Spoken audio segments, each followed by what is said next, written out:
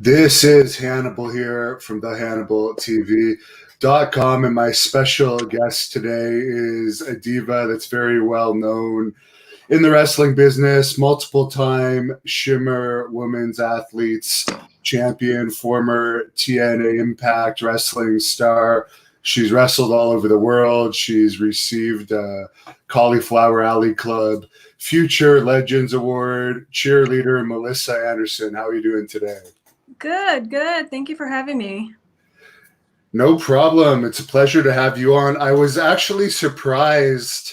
I hadn't followed your career for a while, but I went to look up pictures of you to use as the screenshot of this interview, and I was surprised to see you've gone into the more risque photo shoots now, because I remember you more innocent.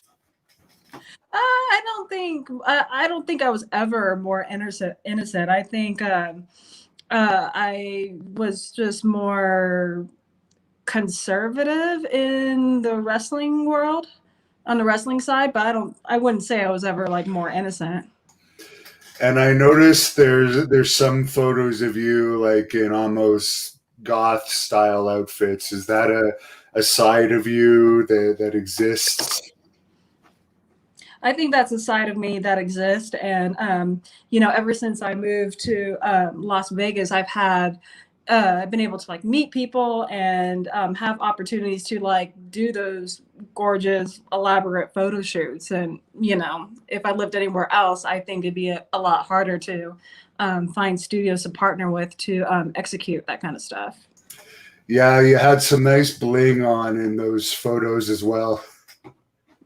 Some bling? Yeah. Is that what you said? Thanks. I had to make sure I heard you right. I'm like, do you say bling?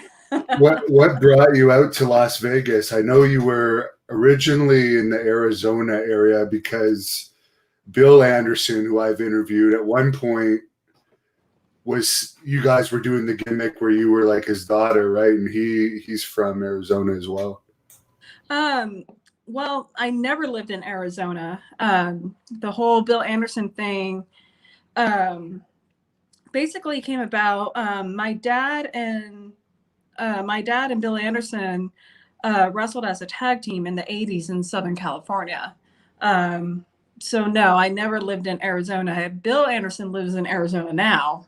But no, I've never lived there. But yeah, Bill Anderson is, my uncle in the wrestling business. Well, let me set the record straight then. Why don't you tell us a bit about your childhood and where you grew up? You don't find this boring? No, I'm kidding. Our fans love to know that type of thing. Well, I mean, I guess I could say my story is a little bit unique. When you have a dad, or anytime someone has a parent in the wrestling business, as a kid, you go to events and you watch your dad wrestle. And then, it's normal for wrestlers to be coming over to the house, or, I remember they used to shoot promos in the backyard and do like a barbecue all the time. So I was just really fortunate to kind of grow up in the wrestling business. It was just kind of a part of my life and, my relationship with my dad growing up. Billy Anderson had a wrestling school in San Bernardino, and I started training just for fun, super young, just for fun. Never did my wildest dreams I imagine it would like turn into a career and go the directions it has taken me. But that's where that started, and I'm very grateful for it. And it's just kind of lead me on like this, really crazy journey. And I also understand you were an amateur wrestler back in high school, and at that time there was a lot less women's amateur wrestling going on. Is that true that you used to do that before pro? Yeah, so that's true. I was one out of four girls on my high school wrestling team. We were all in different weight classes though, so we never got to like really train with each other. We always have to train with people within our own weight class. And and our wrestling team was large. I remember it was like ridiculously large. It was like a group of like 60 kids, on our team, and we had a really good team. I can't say that like I did well in particularly. I feel like I got my ass kicked a lot, but I mean, that was just always, I was kind of always a tomboy, like growing up. I actually tried to be a part of the football team, and they wouldn't let me be part of the football team, but I don't know. Wrestling was okay, so go figure. Yeah. Were you wrestling males then or females? Males, yeah. Really? Wow. Yeah. Yeah, it That's was co-ed. incredible. Yeah, it was co-ed and it was difficult, but it was really good. And anybody to breaking into pro wrestling, I almost recommend it because it gives you so many like great basics and great mat skills that you would just naturally incorporate into pro wrestling anyway. Now, I remember in my high school wrestling, there was girls against girls, guys against guys, but in the practices, they wouldn't happen with me because I was heavyweight, but the girls would wrestle the guys. It was usually very appropriate. Did you ever have any instances that were uncomfortable in those matches or practices? No, no, no, never uncomfortable whatsoever. We had a really great team and everybody treated everybody very well and very respectfully. So, I mean, no, I'm very lucky. So, starting as young as you did in pro wrestling, was the extra money kind of nice? What money? What kind of question is that? I don't know. Well, in pro wrestling, Nice. what, $50 for an indie match? What money? School. Really? $50? Or like starting? Like 20 years ago? Come on, give me a break. Well, what's interesting is the pay really hasn't gone up in 20 years for indie wrestling. Not really. No. No, it hasn't. So, what are some of your memories of those early matches? Were the ladies accepting of you? Didn't really have any females really to train with. But yeah, like my first wrestling match after I had a good like couple years of training was with Lexi Five, and that was in Douglas, Wyoming. And gosh, and I think that was actually on like my 17th birthday that happened. And wrestled her and like, basically wrestled a little bit in Southern California here and there. Also started off getting my name out there as being a manager for the Ballard Brothers. They do a hockey gimmick or a hockey character. Little did I know that there's no cheerleaders in hockey, but hey, cheerleading Melissa for a hockey team, why not? And then we used to, as a group, we used to like go to Northern California and work for All Pro Wrestling. And the reason why that was so significant is because at that time, the training at All Pro Wrestling was really impressively good. Like we would meet people or students that were on the wrestling shows. They are wrestling in the ring like 7-8 year veterans, and we would ask them how long you've been training for, and they said, oh, a little over a year. We're like, what? So I remember thinking like, what kind of training is going on here that like they're that advanced that quickly? So that was like my motivation to move to Northern California and being part of All Pro Wrestling. Now, All Pro Wrestling, that was Roland Alexander's company, wasn't it? That sure was. He sure was. Now, is he as bizarre a character as they portrayed in Beyond the Mat? Gosh, and I haven't seen Beyond the Mat. I think, yeah. I mean, Roland is Roland, and he's, you can't teach an old dog new tricks. Like he was clearly somebody who was stuck in his way, and he had his own like hardcore like opinions about everything in the business. And he had his very strong opinions about the way training should be, which was definitely like a boot camp style. Yeah, I mean, eclectic, but isn't everybody in the wrestling business a little crazy? And obviously, you trained at UPW, Rick Bassman's school, that at one time was a development territory for WWE. How Hmm. was that experience? I know you had one negative experience there, but Rick apparently wasn't aware of it. And knowing him, I don't think he would have approved of what happened to you at that time. No, and you know what? And looking back, you know, because early on, see, you go back 20 years. I'm sure you'll agree with me that everybody, it was definitely a much rougher industry back then, especially towards the new people. And I feel like it was a little bit harder for women too, because you have men out there and you have trainers out there that are like, you know, shut your mouth and know your role or whatever. And I just wish back then, I would have like, been a more like aware, like, oh, maybe Rick Bassman probably didn't realize that his trainer, didn't allow me to practice because I was a female. Probably wasn't aware of that.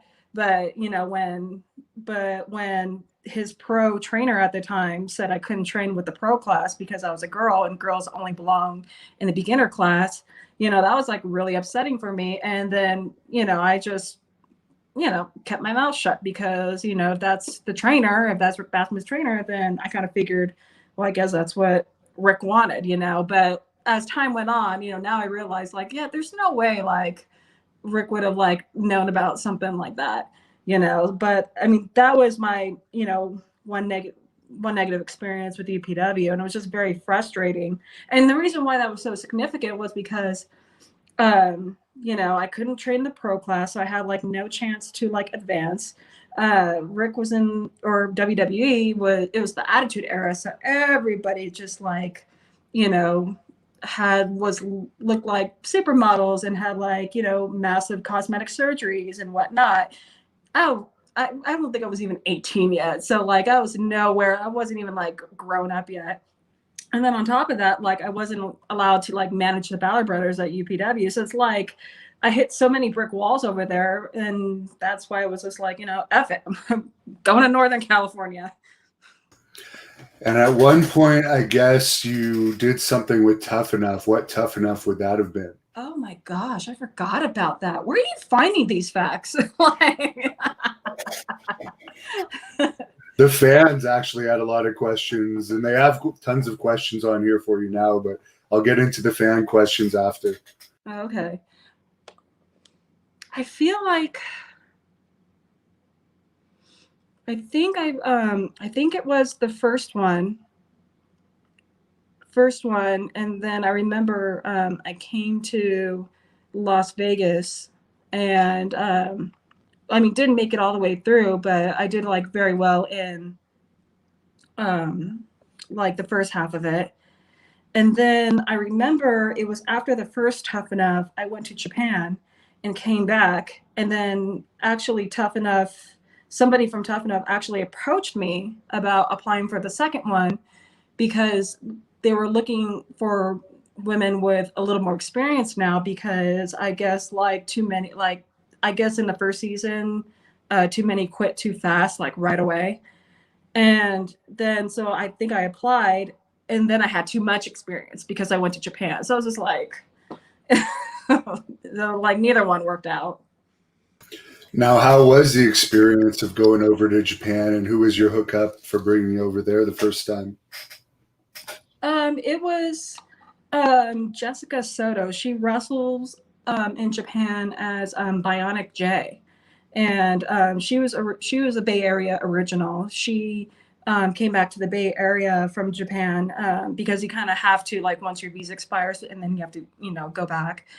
And then she came to All Pro Wrestling to check out the talent, and that's how I met her. And I'm very grateful. She connected me with, at the time it was Arceon, promoter Rossi Ogawa, and then I went out there for 3 months.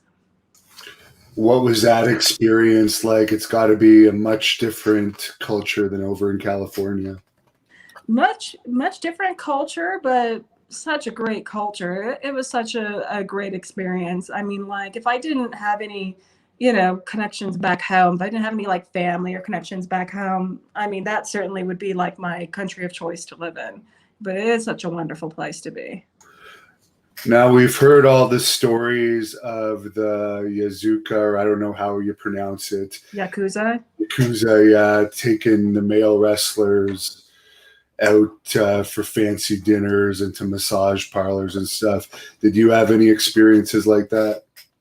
Yeah, we weren't taken to massage parlors, but no, but there were plenty of dinners that we were treated to and we were taken to, and they were lavish, wonderful dinners with like never-ending food and never-ending drinks all night long. I mean, so that was fun, and that was a little bit different. Just having to be prepared to attend that after a show. Usually after the show, people want to hang out and wind down a little bit, or go to bed nonetheless. So it's definitely like a different mode.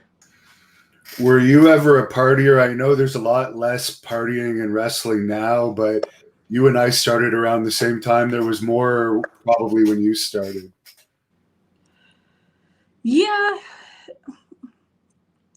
there was. I mean, I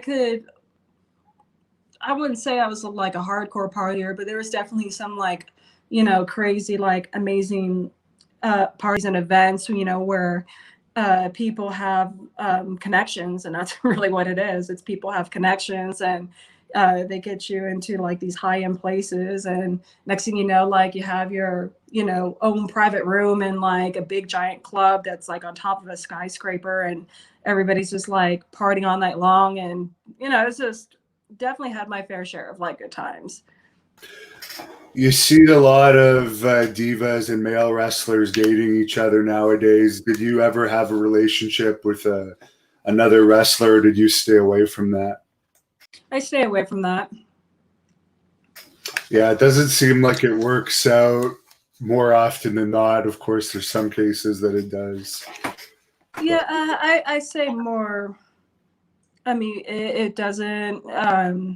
It's tough. Like I think in more cases, like it doesn't work out. But I thoroughly enjoy and appreciate the couples that it does work out. Like my best friends, Taya and Johnny. I was a part of their wedding, and they're clearly doing wonderful and doing great.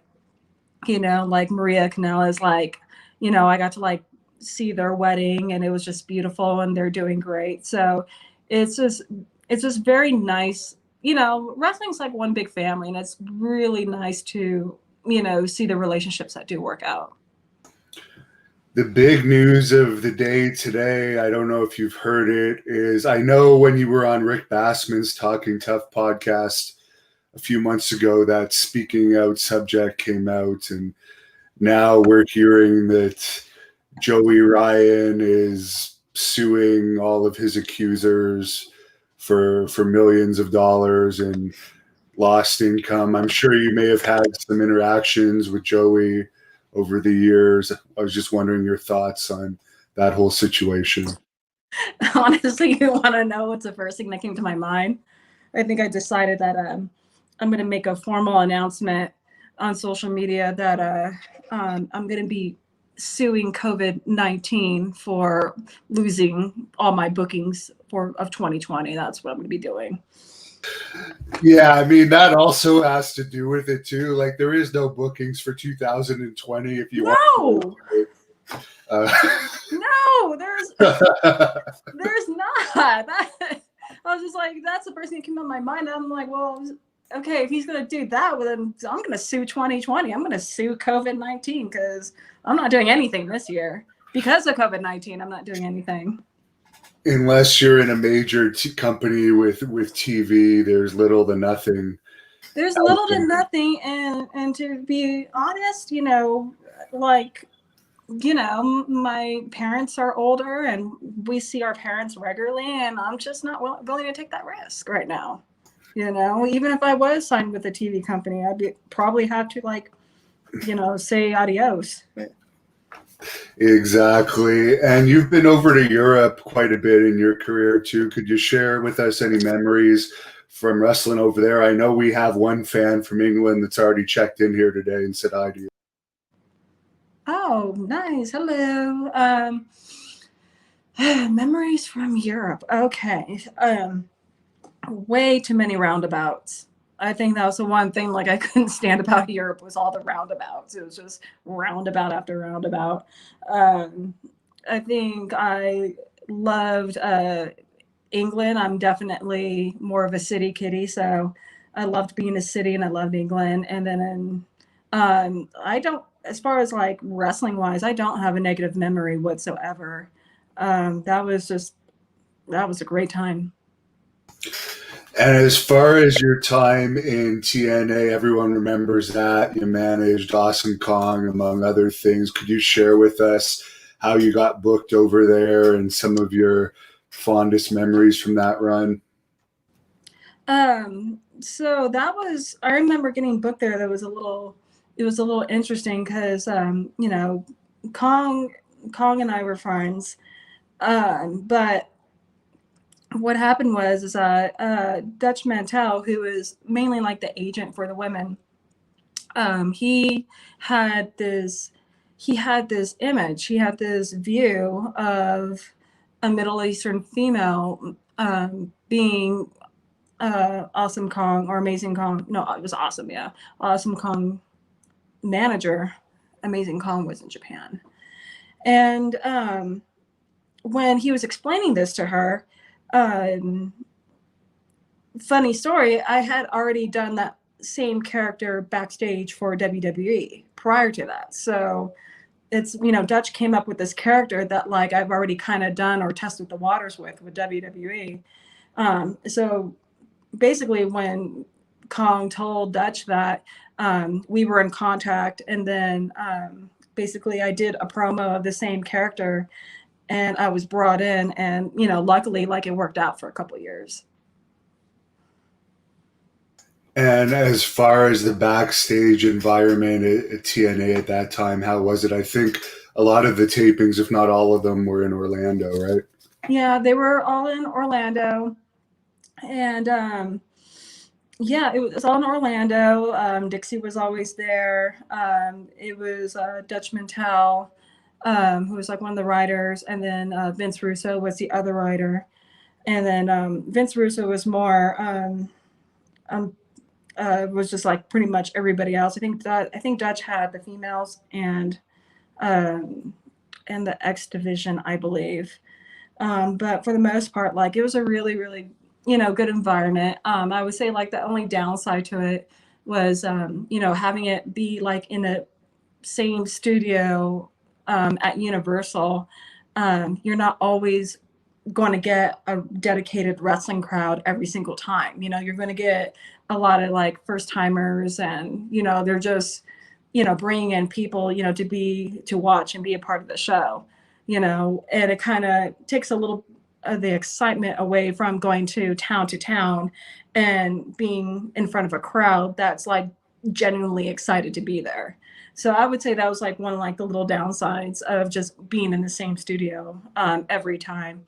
But I mean, it was just, you know, a great cast, a great crowd overall.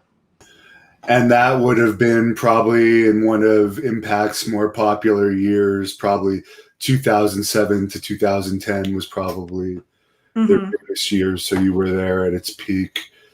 You worked, I guess, didn't Awesome Kong feud with Angelina Love at one point there? How did you find working with her?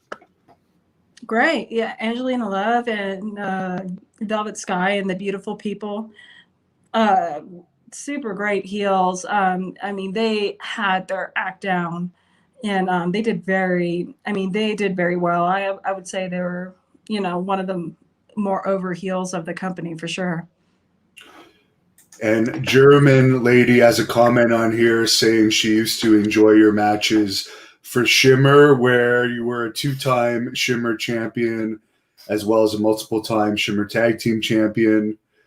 Someone has it online that you're a five-time Shimmer champion, but you got that sorted out. But you were there a long time. Could you Yeah. share with us some of your memories of Shimmer?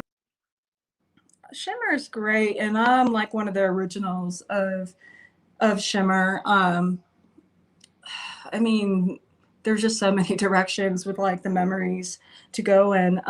But it's just crazy how over the years, how it grew, and it was just absolutely insane. Like, how big the crowds got, and those, while they were fun memories, they were also very, very, very, very long weekends because it was 4 tapings in 2 days. So, you got Saturday, a taping during the day and a taping during the evening, same thing on Sunday. And let me tell you, when you're on all 4 shows and you get down to that like last taping, it is so brutal. Like everybody's tired, they're sore, they barely want to move. They could barely move during the 3rd taping. And then like we're trying to get through like the 4th. So I would say that while it's some of my best memories, it's also the brutal ones too. Follow-up question from German lady, and I'm going to pronounce this lady's name wrong, but she's asking, was Raka Khan as much of a problem backstage as the news outlets reported back then? Oh, she was a handful, but no comment. Dino Bravo, obviously from the grave, saying you were the top PWI women's wrestler of 2013. That must have been an honor for you. Oh my gosh, that was amazing, and that was so great, and that was really unexpected too. Like that was like one of my years where like I honestly thought that like I was pretty like close to retirement that year. I was going to call it like my last year. And it was just like one of those years where like good thing after good thing after good thing after good thing, like just kept on happening. I'm just like, what is going on? And then like, yeah, it was just a really unexpected positive year for me. And as far as your WWE tryouts, obviously it's a lot easier to get a WWE contract now than when you were breaking in. There's so many more jobs for women. And as women get older, it's obviously harder to get the jobs because they always want to sign both men and women in their 20s. Do you think you would have had a better chance if it had been the same landscape as it is now back when you were having your tryouts? Yeah, I think it would have been much better. Every time I had a WWE tryout, I say the same thing every time. I was always applying for a job that never existed. I would be I would show up and like some of the tryouts I went to, it was just all women who weren't in the wrestling business, and they would get them in the ring and move them around the ring. And it would look like it pretty much would look like their first time ever stepping inside a ring at all. And then I would get in and I'm, doing well and throwing down with Fit Finley and just complete the opposite. But it's, what WWE was in the market for, and they were in a different direction. And, I just simply didn't, fit what they were looking for. There's a few people asking about your Lucha Underground experience. Rico says he enjoyed your character in Lucha Underground and would love to see a variation of it in another promotion. That'd be great. I mean, the thing with Lucha Underground is that it's not a wrestling company, it's a television show, and people forget about that. We're not wrestlers, we're all like talent, and we're cast members, and we're seasonal, we may or may not get picked up for another season. So I think it would be great if the market was strong enough for a product like Lucha Underground to be an actual television wrestling company and be consistent every day with that kind of product. I think the only thing that's a little tough is that it's very niche-y. It's a very, very niche product. So to be able to have that kind of, support and, gain a consistent revenue to keep something like that going would certainly be very, very challenging. Catherine Dixon wants to know about your Alyssa Flash gimmick that was used in TNA. Why didn't it go further? Why didn't it go further? That's what she's saying. It Not that you was have control over that. no, I don't have control over that. But basically, it was just a time. But it was a unfortunate. It was an unfortunate timing incident. Long story short, towards that's when Hulk Hogan was coming into the picture, and soon as he did, he basically, like anybody's contract that was expiring or about to expire, pretty much like just got let go right away. So like it was Sojourner Bolt and me that got like let go right away, just because our contracts were about to end. And I mean, Hogan is also known for like not being a supporter of female wrestling in general anyway. So it was just kind of, inevitable that, the women's division was going to suffer during that time period. D Train wants to know if you have any fond memories or moments of Hana Kimura. Obviously, she unfortunately passed, as everyone knows, earlier this year. Yeah, that was just so hard because I knew her mother. I've wrestled her mother, hung out with Hannah several times. We all went together to the beach and like we hung out outside the dojo. So that was extremely hard and very difficult to swallow. That I mean, it's always the people that you least expect to go that route just because you couldn't find anyone just more happier and just very sweet, just genuinely like a happy girl. And like her and her mom were so great. So it's very shocking and it's just very tragic. And there's a lot of us that still don't want to believe it. There's a fan on here asking if you would ever work for Great North Wrestling, which is our company here in Canada. Unfortunately, the border's closed, but maybe I was just gonna go there. Lufisto is our champion up here now. Have you ever wrestled her?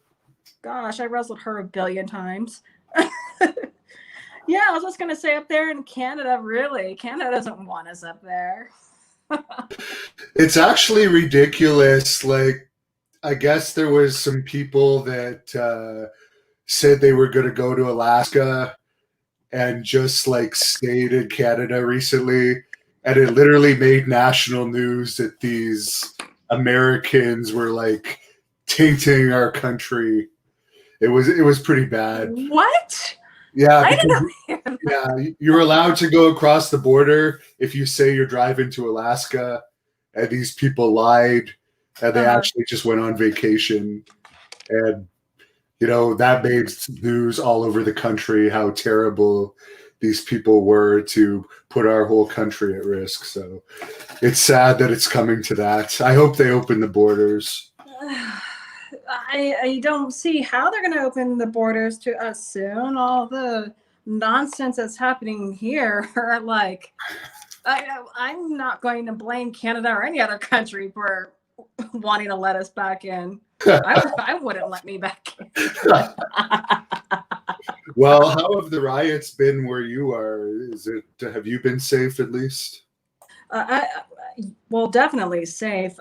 Barely left the house since lockdown, so barely. So I mean, whatever activity along the lines of what you're describing, I have not experienced or seen in person at all whatsoever.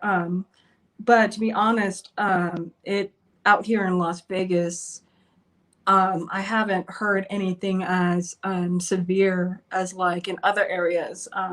It was pretty devastating because we're from San Francisco, so it was pretty devastating to see footage of people of things being torn apart in downtown, in the area like grew up and shopped in and stuff like that. So that was like really tough to see. But as far as out here in Las Vegas, like I haven't seen anything intense as what's going on in other parts of the country.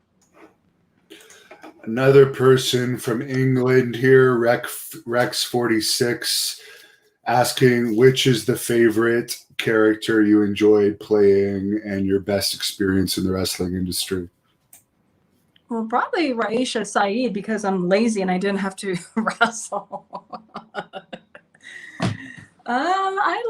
But Mariposa, I think was fun and entertaining. That was more fun. It was more of a character and the mask, and I had like the hair and the outfit and everything.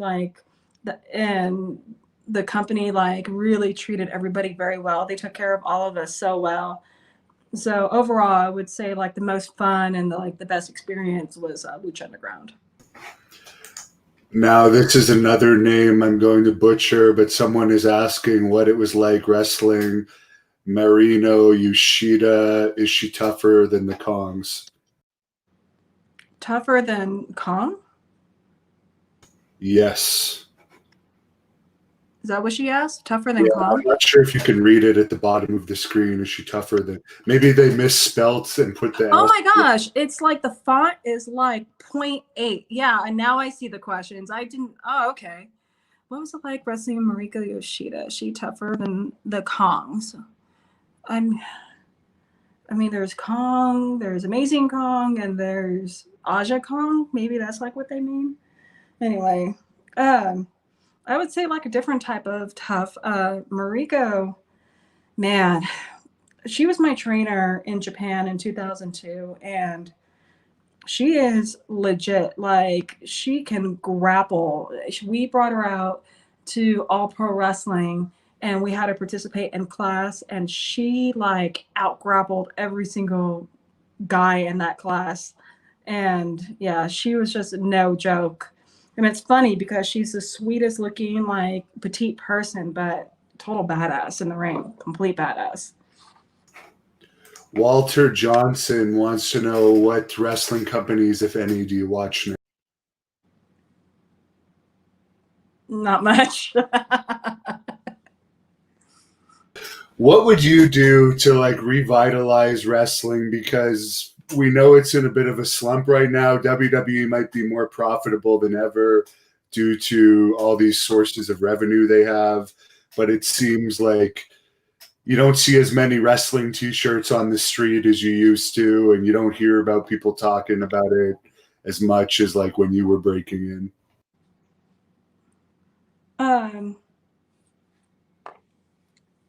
Was that a question? I thought you were just like telling me what's going on right No, now. I was like wondering, like, because of all, like, we see that interest is lower. Like, what is like something you would do to like revitalize?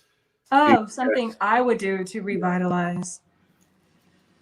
Oh, well, that's just really tough right now with like, I think that's just like a really difficult question because we're going through COVID right now, and it's also an election year, and there's so much drama going. Like, there's just so much attention on that.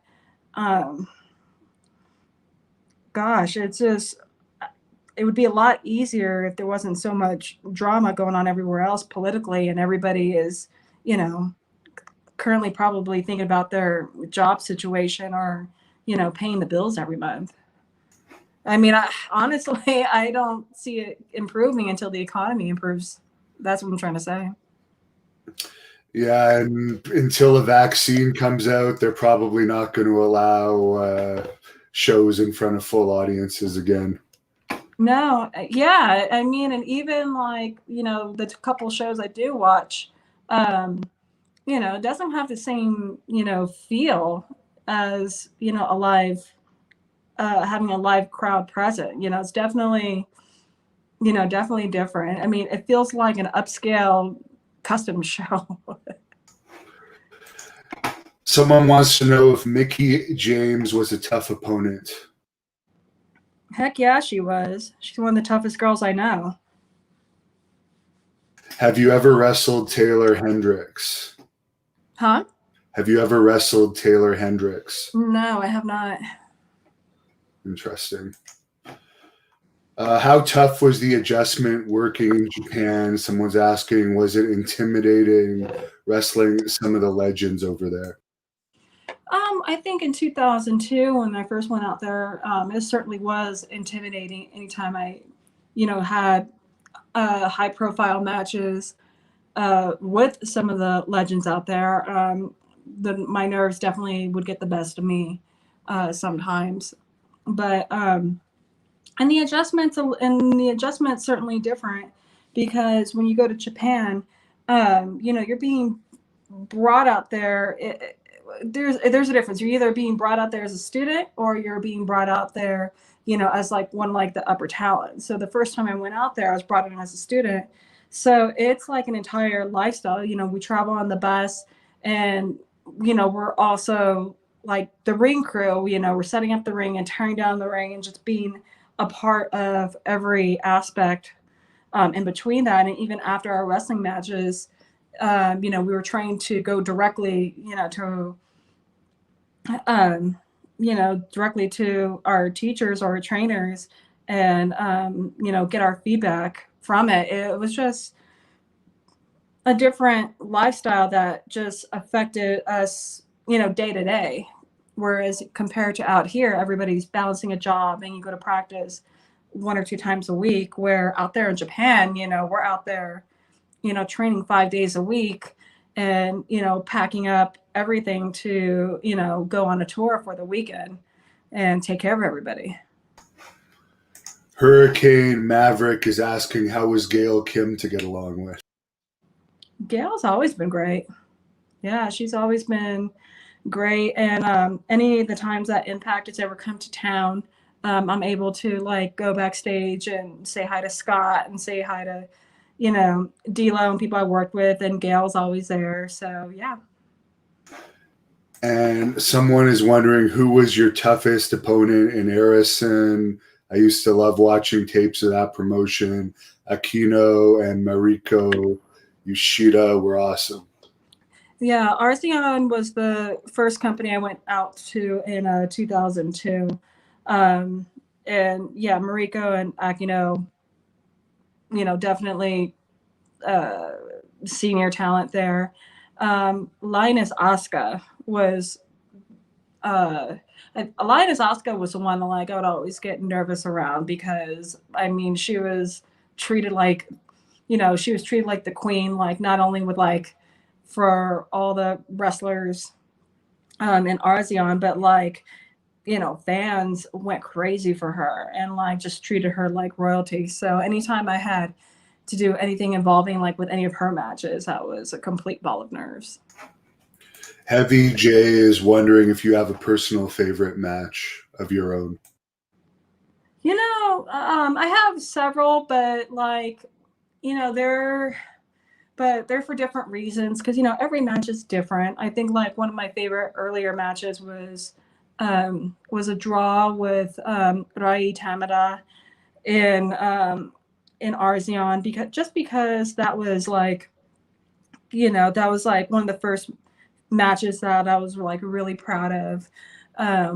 Any of my matches in Shimmer with Mischief were really fun just because we got to get like real creative with her flexibility in the ring. Where like I just get to bend her in like all sorts of like disgusting ways that you don't normally get to do like in pro wrestling. And like as far as like entertainment stuff, I think one of my favorite matches is actually my match with Thunder Kitty. And someone on here is mentioning that your Sexy Star match in Lucha Underground might be his favorite ever women's match. Any thoughts on her? She had some controversy for a while there, allegedly shooting on somebody down in Mexico. Yeah, no, I'm aware of all that. And at the time, like I worked with Sexy Star enough to kind of like know what like her personality is like and what she's like. And I did watch that match that you mentioned that like had all the controversy around it. And realistically, like, do I think she did that do I think she did that on purpose? I actually don't. I've learned that, she's, there's been times where she's got so much adrenaline going that either the excitement or her anger or whatever like is going on, will get the best of her, and has act out around, has like act out on it. And it's like happened to me with her in matches that I've wrestled with her, where she gets too excited and actually does something that like almost injured me. So I and so no, I don't think it was intentional or on purpose at all, with Sexy Star. But, you know, it's just one of those situations where people need to just really like control their emotions, no matter what's going on, either in the ring or outside the ring. Yeah, I think that was a match against Rosemary. Now that Right. I'm remembering about it, Catherine is bringing up that she really liked your matches with Sarah Del Rey, especially your early matches with her on the California Indies and Shimmer. He thinks those, or she thinks those matches were super influential on the current modern day women's wrestling. What is your opinion? I I mean, I might have to agree where I feel like, we were certainly a little bit ahead of our time. And it kind of goes back to, when I would have my WWE tryouts. I was applying for a job that just didn't exist at the time. So I'd have to agree. I feel like, we had really good training. We had really good trainers, and, um, we just worked really hard, and we were just definitely more focused on the wrestling portion of it in the ring, and very much less entertainment. Now, I'm pretty sure I already know the answer to this, but Peter Taylor is asking if you'd be interested in working in any capacity with either WWE or AEW as you're a professional wrestler. I would only assume yes. Um, I would be interested on like maybe an agent capacity, as far as like talent being on television. I currently don't have any interest in being on TV. Now, this name has come up a few times. Your Rashia Saeed gimmick Uh-huh. came up with the name. Dutch Mantel. Okay, yeah. You mentioned that earlier. Right. As far as Vince Russo, how are your dealings with him? He always gets mixed reaction on this channel, but I personally like him overall. I like him too. Dealing with him is fine. He's always been nice. He's always been professional. Him and I have certainly had disagreements about directions of, storyline or whatever. But I mean, but as far as like him personally, very nice guy, all positive, very cool. We still keep in touch to this day. So yeah, we have a lot of respect for each other. Biggest Richard Cranium is asking, what is your favorite city to wrestle in? Anywhere with nice weather. Well, there's your answer for people wondering about Canada. She's not going to be up here until at least June. Yeah, not at least June. There better not be like 10 inches of snow. No random snowstorms. No, Canada is about those random snowstorms. It's not pleasant, but no, not at all. I'll never forget. There was one time where I checked into the hotel, and then like woke up the next morning, came outside, and like everything was like snowed in. I was like, I didn't even like hear anything outside. I didn't I didn't even like I couldn't, there was no way I like knew that the weather had changed. The worst part is driving in it, and when it's cold out, having to shovel off your car and heat it up. Gosh, I got some wrestling stories on that too. Oh my God. Robert wants to know, who was your favorite female wrestler growing up? I would say growing up, I think my favorite female wrestler was definitely Sherry Martel. definitely Sherry Martel, and maybe not so much for her wrestling. I think I just like really loved her fashion. I would really just watch Sherry Martel to see what she was going to wear. Well, you almost look like a manager in some of those fancy outfits, those goth style outfits. Could you see yourself managing? Oh yeah, I totally would. I would have so much fun doing that because I just know like so much of my stupidity would come out. Hurricane is asking, what languages do you speak?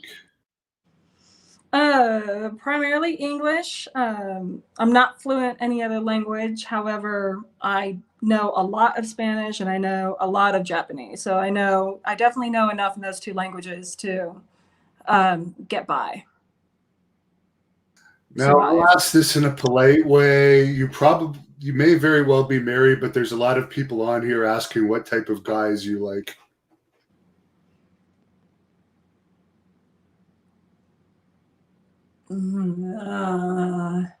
Smart, walks on the beach.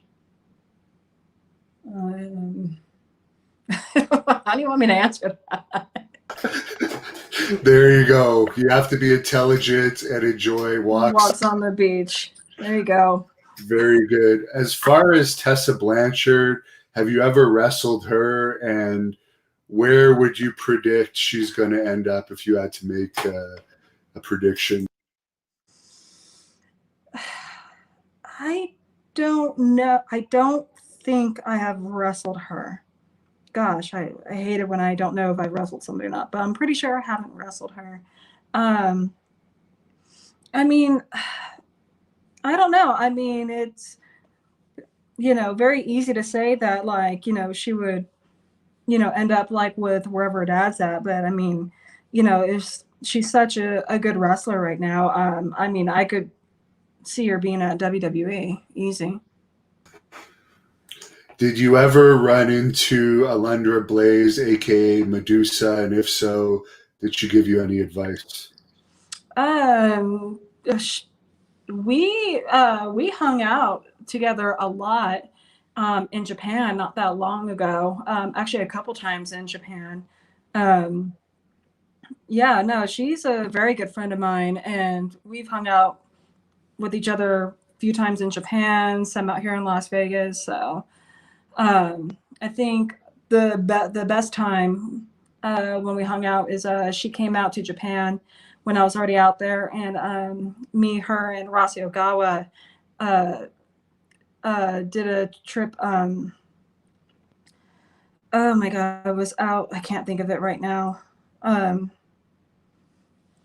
But we went out in like the Osaka area and like we just went exploring and like she's got like a degree in Reiki, which is touchless healing. So she was doing like some research on that, and we just had like a great time out there. And speaking of Alundra, her most famous WWE opponent was Bull Nakano. Robert is wondering if you ever met Bull. Well, so yeah, so okay, so what happened was is that I was backstage at a WrestleMania, and I had already, and I've worked for Rossi Ogawa in Japan, off and on for many, many years. And I was already like scheduled to return back to Japan. So when I was back home in San Francisco, I was backstage at one of the WrestleManias, and I had already known, from talking to Rossi, I had already known that Medusa had worked for him when he was at All Japan. Like Rossi was like a big part of her career back in that day. So, and I remember asking Rossi, I'm like, oh, have you talked to her? Like, and he says like, oh no, I haven't like talked to her in a long time. I'd love to get connected with her. So then I remember, they do, how WWE does the like the award show before WrestleMania. Medusa won an award and like gave a shout out to Rossi Ogawa. And I was like, oh my God. And then so when I was backstage the next day, I just went like straight up to her and I was just like, hey, I know you don't know me, but I work for Mr. Ogawa.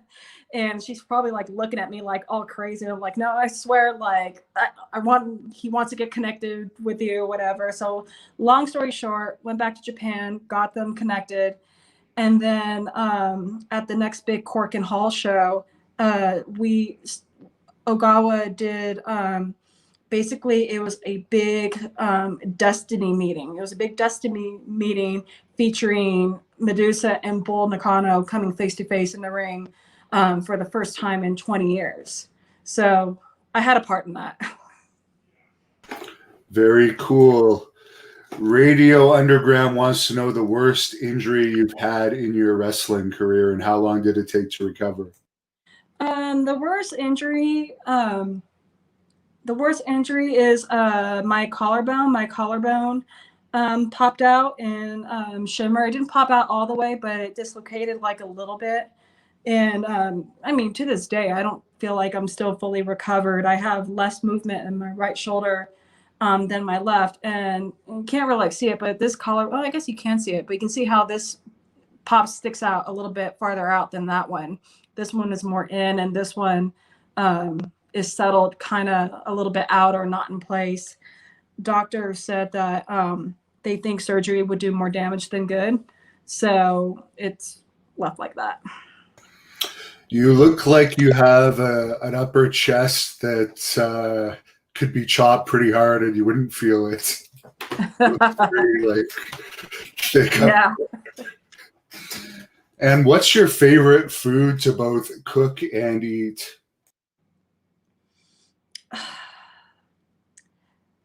Swedish pancakes. Interesting. I don't even know what those are. They're small but really, really like paper thin pancakes. And they're really good. And what are your thoughts that Stardom was reportedly offered a WWE buyout? I think it's great, and I think it's absolutely appropriate. There's so much talent, that has come from Stardom, or quite frankly, like Rossy Ogawa. So I think that's like that's very appropriate. For example, I was the connection that brought EU, Mayu, and Kari to Lucha Underground. And from them being there, they got, a look in the Americas, particularly WWE. Rossy is a businessman and he, likes to produce stars. And as far as your social media and anything you want to plug on here where fans could follow you or buy your shirts or anything like that, where could they do that? Actually, they can purchase all of my wrestling matches. I have literally all my wrestling matches on clickwrestle.com. So www.clickwrestle.com. All of my Shimmer, like pretty much almost my entire history, I have on clickwrestle.com. So that'd be a great source to look into all of like my favorite matches, all my favorite like wild, insane matches that I've ever had in the past. And I know you're on Twitter. Your Twitter handle isn't coming to me offhand. Maybe you could share that with us. Yeah, my Twitter handle is Future Legend CF.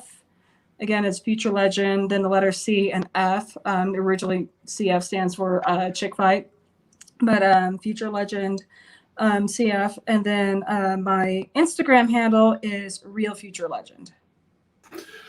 And finally, Daryl wants to know, who would your dream match be with? That's a good question. That's a really good question. Actually, you know who it would, it's always the same answer too. My dream match would be with Lioness Asuka. I only got to tag with her in Arzeon. I never got to wrestle her one-on-one. So I was really upset that I never got that opportunity. But I got to like tag with her and kind of be a part, of her clique and her storyline out there. But that will always be my same answer. Well, thank you very much for speaking with us. I don't think I've ever met you in person, but it's a pleasure to finally meet you. Hopefully one day we can see you up here in Canada. Yeah, right. if Canada will open their doors, but I respect you guys for not. I think we have far less cases up here, but our rules are very strict and they're not really letting up on them, unfortunately, for us. But as you should be, though. Like I respect that. I get that.